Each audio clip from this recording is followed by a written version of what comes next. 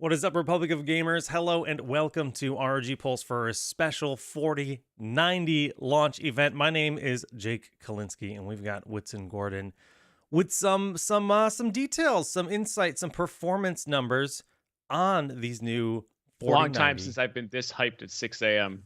Dude, yeah, I know it's bright and early for I you. woke up at 5 and I was like, ugh, and then I was like, 4090, eyes wide. Let's do this. Yeah, starting yesterday, we started to get an idea of exactly what these GPUs are capable of, and it's kind of scary. It's insane. I mean, the 90 tier is always like this really, really high-end, excellent, just crazy performance product, but man alive, this is something entirely different. We're talking about like 70% or more performance jumps over the 3090 Ti in some games at 4K. Like, this is, I've never seen, I can't think of the last time I saw a performance jump this big right after a performance jump as big as we got with the 30 series. Yeah, because I mean, RTX in general, like, kind of took us into this next generation, and like, you know, DLSS has been evolving, but just raw performance gains without things like DLSS included in that variable is so kind of nutty. I'm psyched about DLSS 3. And of course, DLSS is still one of my favorite things happening in gaming right now. But yeah, there are situations where even without DLSS, you're getting a high refresh like rate 4 times, like Cyberpunk. Yeah, at 4K, with ray tracing, like, it's just absolutely insane. You can do anything you want. You're gonna need a new monitor. I know. So that's the funniest thing, because coming into this generation, my whole thing was, I really hope that the 40 series will allow me to do high refresh rate 4K gaming, right? Because for the longest time, you know, on my 3080 Ti, I did have a 144 hertz 4K display. Couldn't really hit the numbers I wanted to. Do it dependent, but there were always sacrifices, right? You have to give up ray tracing. You'd have to use DLSS, or it would only be in certain games. And now it's just. But the 144 number, I couldn't hit it. Yeah, you couldn't hit the top. Like, not with the higher end graphic settings. But anyways, you know, that's kind of what we're here to talk about today, celebrating these performance numbers, talking a little bit about what these Strix and the TUF GPUs can do. Because obviously, you know, a lot of the stuff that came out yesterday was based on the Founders Edition. Yes, and it was all very exciting, but I am particularly excited about what we have in store, because we have built these cards to really go the distance. Okay, so as we always do. Yeah. To recap, you know, we're talking about the latest Lovelace architecture. We've got 4th gen Tensor cores, 3rd gen RT cores, twice the AI and ray tracing performance on these. And we talked a little bit about the build of these Strix and TUF cards a few weeks ago. You have some pictures. Can we show them off? Do you have pictures? I do. I do. So we really tried to improve on the build quality even from last generation, which really was an excellent design. The whole thing is a die cast shroud, frame, backplate. You know, it's like a full metal card. With a 3.5 slot design. You've got a massive fin array in there at that heatsink. You've got 304 millimeter axial tech fans. And these are bigger than last generation. So you're going to get like 23% more airflow than the previous gen TUF fans, which were previously, I think, some of our biggest fans on cards. And that's just the fans. The real secret sauce here is the vapor chamber design that we're using. It's not just a regular heatsink. It's a vapor chamber with milled channels where the heat pipes go, so they get better contact with the surface of the vapor chamber itself. This is a really, really interesting design that has allowed us to really maximize the thermal, the heat dissipation of this card. Plus that huge vent on the back plate, which is just so cool looking. I love that. The cards are fairly large, but they come with a graphics card holder in the box. So, you know, if you're worried about sag or whatever, worry no more. Stick that under your card. You're good. I haven't used one of these yet. I have not had a problem with sag in years. I don't know if I would recommend going without a bracket for these cards. They are quite large, but I might do it for my own peace of mind. Yeah. So yeah, this is the Strix card. It's awesome. We have a TUF card as well. We can go into the TUF card in a little bit. Let's start by talking about this and what we're able to do with it. So the stock TGP of these cards, which again we talked about last time, is 450 watts. That's what NVIDIA announced. With Strix in particular, we wanted to create more overhead so that users could have the best possible experience, right? Well, I mean, so if we look at the 30 series, there's not a whole lot of headroom for overclocking, right? When you buy a Strix 3080, there's a little bit, but there's not a ton. But because we wanted to push those clocks as high as we could push them, right? Yeah, true. For across the, we bin these chips. We want to give you this. If you're buying a Strix, you're buying one of the best cards on the market for that. You're tier. buying the best. Come on. Yeah. Come on. Yeah. Well, hey, I want to leave room for another card we might release. You just never know. Last time we had Strix LC cards. I guess that's still a Strix card, but the Strix LC card that you have in your machine took that and pushed it even further, right? You're right. So you never know. You're right. So our Strix 4090 this time around was actually designed for up to 600 watts. Okay. Now that gives you some really interesting things to play with. So you can actually push it up to 600 watts in GPU tweak, right? You can take GPU tweak, take that power slider, just drag it to the end, and you can get a massive amount of power out of this card. Now, it'll still vary how much it actually pulls from game to game, but that gives you an excellent amount of room to play with the power.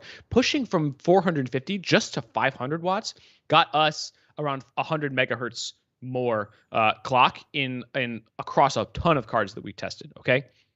And the temperature, and we've seen some cards go over 3,000 megahertz.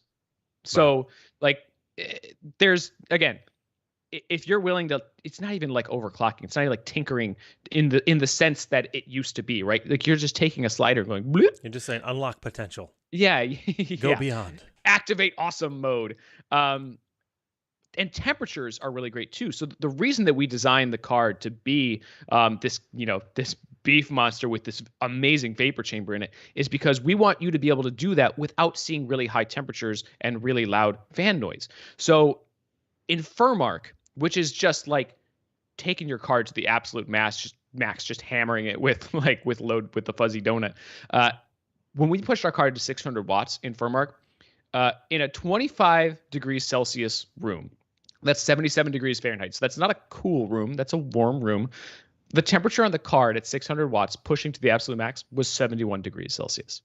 That's great. Which is, that's really good. Laughably amazing. I kind of did a double take when I saw that. The vapor chamber does really, really well when you're pushing those higher TGPs. So it's also the benefit of the size of this card, though. Yeah, absolutely. Yeah, and right. I mean, more I've room always for cooling, been of the mind more room for airflow. The bigger the card, the better, because that means the more passive heat dissipation you have, right, and the less fans have to spin. I'm a kind of a silence nut, right? I don't want loud fan noise while I'm gaming, especially because sometimes I'm gaming like on a speaker system. I'm not always gaming with a headset on. And so people who say like, just put a headset on, I'm like, no, I don't want earmuffs to protect myself from the noise of my graphics card. I want to be quiet. Yeah. So that's why I've always been such a fan of Strix cards. Now, speaking of quiet operation, this goes in the other direction too. So if you want to make the card even more efficient, even quieter, and actually bring the wattage down, you can undervolt this card too in GPU tweak. And man, when NVIDIA said that these were some of the most efficient cards they produced, they were not joking around. Because, I mean, if you push the power limit slider down, when you bring it down to like 350 watts, in our testing, that lowered performance in Cyberpunk 2077 by about 6%.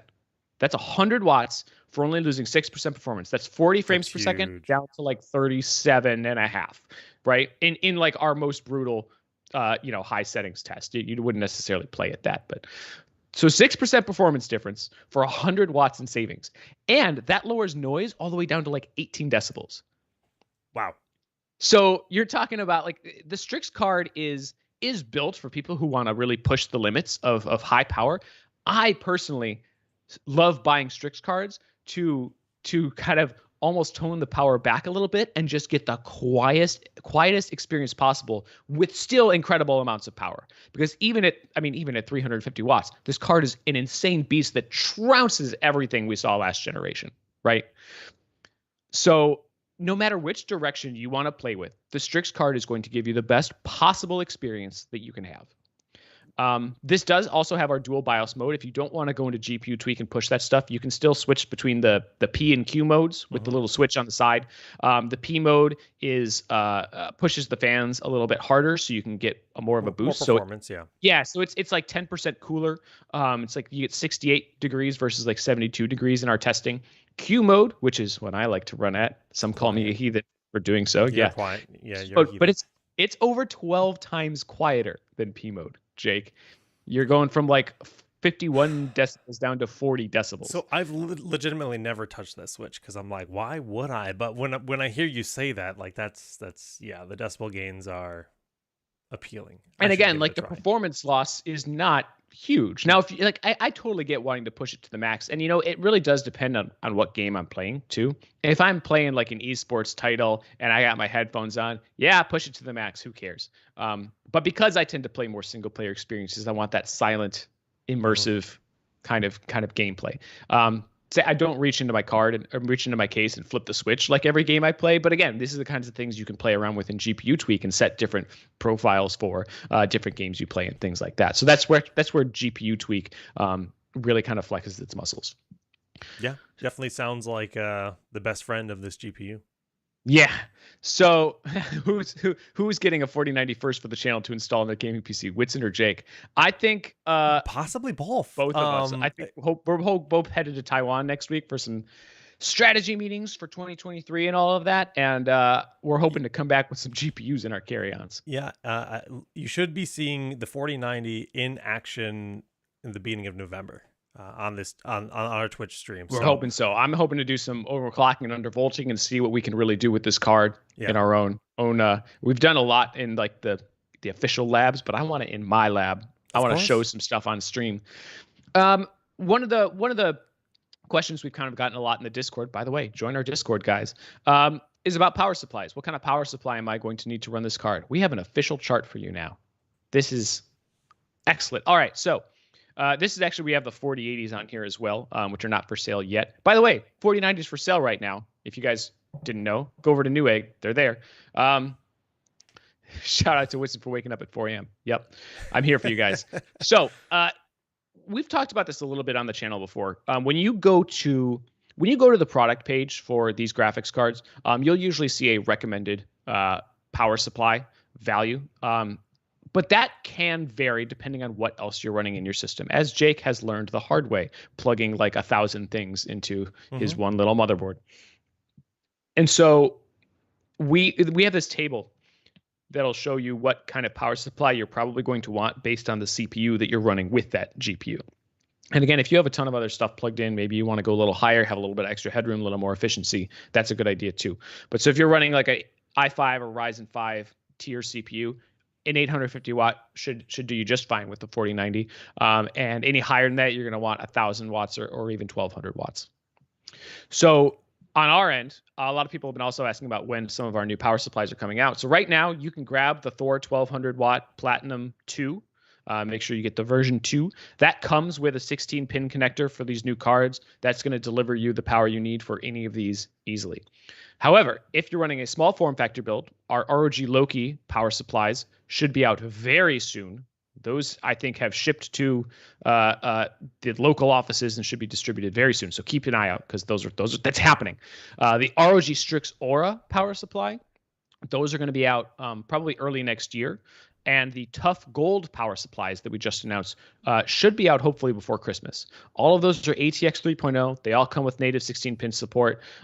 Those are rocked and ready for these new graphics cards. So all of those are options as well if you're not building right this second. But the Thor 1200 Platinum 2 is also going to do you well. And it's got that sweet, sweet screen on the side. I love that power supply. Oh, it's so cool. It's so cool. And everyone in chat asking about white version, I'm just going to say we hear you. I can't make any promises, but we keep asking. We hear your comments. Yeah.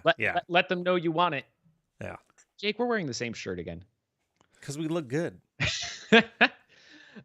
We have the same pillow too. Who would have thought? I know, yeah. So, okay, we got in terms of the base clocks on this Strix card, I just kind of wanted to throw this out there. You can find these on the product page. Out of the box, you're going to see clock speeds of like 2,520 megahertz. Again, we've seen it boost beyond that. And the target temperature, by the way, so the boost behavior for these cards, for those who aren't familiar, usually these cards have kind of a target temperature that they would like to stay under, and then they have their maximum temperature that they like absolutely, they have to stay under. They won't go beyond that. But their target temperature, as long as they're in a decently cool room, if they hit, I think it's 87. Now this is gone in my chat, and I need to go back and look at it. Yeah, I lost it. 70. Nope. Where'd it go? 84 degrees. So 84 degrees is what it's going to try to stay under. And as long as it's under 84 degrees, it'll just keep boosting higher than even the clock speed that you see on the box or on the product page. So these are still these are overclocked. We have overclocked editions of the Strix and the TUF cards, and you can also put them into OC mode and GPU tweak. It's just a one-click thing for even more performance. So that's the Strix card. Beautiful. I've even got my Strix colors on my headset here, rocking the red and blue. I'm ready to do a Spider-Man themed build with this. Now I'm actually debating if I have to do a build that matches this aesthetic right here, because these photos are just with performance nice. like this. Yeah, I everything else is based around this card. Like this is the card that determines everything about the next PCI build, right? You know, people joke like now you attach your motherboard to your GPU, but it you know, I've never heard that. Yeah, it certainly feels that way with this generation. Let's take a look at the TUF. There's not, I mean, I've said a lot of what I can say. Most of the same stuff is true about the TUF here, right? This is a 450 watt card. You can push it higher in GPU tweak if you want. It doesn't have the same, it has a vapor chamber, but it doesn't have the same like milled channels for the heat pipes. So you're not going to get quite the same high level of performance as the Strix card in terms of thermals and whatnot, but it's still an excellent card. I mean, again, still many slots, still many fins. You're going to get great cooling performance on this. In P mode, I think we were seeing like 67 degrees Celsius versus 74 degrees in Q mode. Both that, again, 450 watts for that. Q mode is about 10 times quieter than P mode. So again, not as much of a range as you see with the Strix, not quite as much room to play and really see that vapor chamber flex its muscles, but still really, really excellent performance. It looks amazing. Love the aesthetic of the TUF cards. Going to match great with our new TUF motherboards, which are, they're lookers, man. Let me tell you. And again, it's the same rules apply in terms of wattage and the power supply that you're going to want for this card as well. So yeah, those are the two 4090s. Dude, I'm so excited. The thing that's crazy about this is that I don't know if you saw some of these reviews, but even at 1440p, these cards are so powerful that some games run into a CPU bottleneck. So even if you have a 1440p monitor, you might as well just super sample the crap out of it. And get the best picture quality possible, because you're talking like put DLDSR on these things. That's not something we've talked about a ton on the channel, because most people don't have an overabundance of GPU power, right? They're trying to find ways to get more frames. If you have this card, okay, and you've got like a 1440p monitor, turn on DLDSR and watch your picture look sharper for, with still a ton of headroom to play with. This is going to be a really interesting generation, because it's the first time I've seen something that just kind of gets rid of all the compromises that you've had to make, even with some high-end cards. People who wanted to really push the limits, we need some new limits. I know it's kind of crazy, because I'm always talking on stream about how I'm still kind of adamant about dual PC streaming. I think it's like still just the way to go. But with this next generation of GPUs and NVIDIA encoding built into AV1 streaming, encoding. AV1 isn't fully available I know it's not on for Twitch yet, but still, it's there. It's on such YouTube, right? I know. So if you're streaming on YouTube, you can use AV1 on these cards. That's another benefit of these next gen cards. Yeah, which is a really big deal. I mean, that basically means we're going to have more streaming at higher resolution, so up to 1440p and 120 FPS. instead of 60 FPS Dude, cap for 120 live FPS streaming. I'm here for it. Dude, it's about time, it feels like. I mean, Twitch has been around for like 12 years, so that's kind of like the start of like live streaming for gaming. And we've kind of been stagnant, but we're kind of pushing into the next generation. You know what? The same was true of desktop. How long were we at 1080p 60 until like high refresh really took off? I mean, when it took off, it really took off. So it's just every year we'd push to a new boundary, it feels like. I mean, we announced 500 hertz displays, and these cards are gonna happily push those limits, right? Because before this generation, how are you going to hit those numbers? How are you going to achieve that performance? 4K, 170 hertz, is that possible? I think it is. It is now. Yeah. Yeah. I'm like, I just told my wife I didn't need a new monitor. And now I'm like, well, they're gonna send me a 4090 at least for a limited period of time. I gotta get a monitor to go with it, right? You already have to send yours back, but we're hoping to get a sweet one for you to go with these cards very soon. Yeah. Oh, dude, talk about our OLED monitors. Perfect pairing. Yeah. Yeah. Right? Yeah. 4K high refresh on an OLED screen. So it's a match made in heaven. If you guys didn't know, we have a 42-inch and a 48-inch OLED. And I believe I will be doing some streams with the 48-inch OLED and a 4090 come November. That's going to be probably the peak gaming experience of my life. Yeah, I don't think gaming gets better than that at this particular point in time. Unless you're maybe a hardcore esports player and you want something like that 500 hertz monitor. Apart from that specific use case, that OLED and that graphics card are just going to be the bee's knees. Can't wait. How about an 8K monitor? We'll see. The funny thing is, 8K TVs. A month ago, if you asked me about 8K, I'd say there's no way we're going to achieve that with our computers anytime soon. But honestly, like looking forward to that's definitely within the cards of what we could see. But it's funny because a few years ago, I was kind of like, who needs that? 4K is fine. And now I'm playing games at 4K on my TV, and I'm like, I can still see a little aliasing. Like maybe I'm ready for 8K. Once you get to a large enough screen, maybe. That's a big part of it. Or if you're sitting really close to, you can see behind me, like this room is pretty small. So yeah. But yeah, so those are our cards. We're hoping to get some in soon, you guys. We're gonna do some more performance testing, playing with them on stream. We promise. This is not the end. I'm really, really excited to show off what these can do, but we wanted to give you guys the full list of details today because you can go buy them. I'm seeing a lot of notes in chat that people are buying them up. A lot of places out of stock. Newegg's out of stock already. People were saying that some places were kind of refilling stock as they go, like they were staggering it so that some people could still get in and buy. So you just got to keep refreshing that page. Be on your toes. Go to Build a PC Sales on Reddit. It's a really good place to get quick notifications. I'm sure there are other resources that do that, but Build a PC Sales is pretty good at being like in stock now.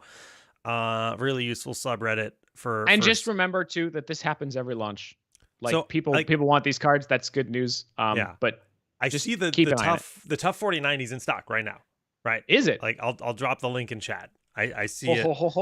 I see. Keep in mind also, I believe that I see it too. It is in stock at Newegg. The OC edition. The OC edition on the TUF. Keep in mind also that I believe there is a regular and an OC edition, maybe depending on your region. I'm not sure. But so make sure that you're checking all 4 SKUs. There should be 4 SKUs of these 2 cards. So if you see one and it's out of stock, be sure you're reloading all the pages. It looks like Newegg even has a bundle with a PSU. Neat. There you go. There's gonna be options if you guys if you guys haven't been part of this new generation shopping, as many of us were unfortunately intimately familiar with the 30 series. It's a lot of 30 series was a little different. Hopefully this isn't like that. There's no way to tell though. There's no way to tell. But like 20 series was sold out on day 1 too. It was. It was easier to get later on, unless you waited too long like I did, and then then the mining boom hit. But yeah.